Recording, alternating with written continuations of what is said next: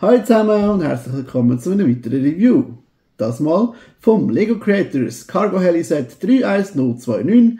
Das ist ein 3-in-1-Set. Man kann bauen ein Heli, ein Flugzeug und ein Boot. Das ist ein 6+Set mit 102 Teile. Und da wir uns für das entschieden haben zu bauen, haben wir noch so viele Teile für euch.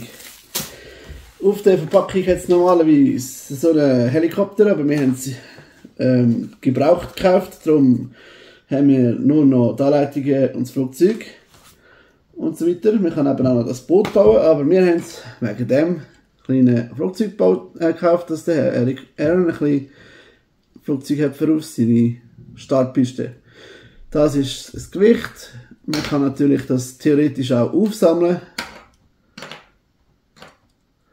und so weiter fliegen, aber dann geht es aber runter, wenn man es aufentun. Darum eigentlich intended wahrscheinlich so. Genau, nicht Minifiguren-Skala, aber macht Spaß zum Bauen. Hat ca. 20 bis 30 Minuten gedauert, um das zu bauen. Für den Aaron, weil es ein bisschen komplizierter war. Genau, und er war auch müde.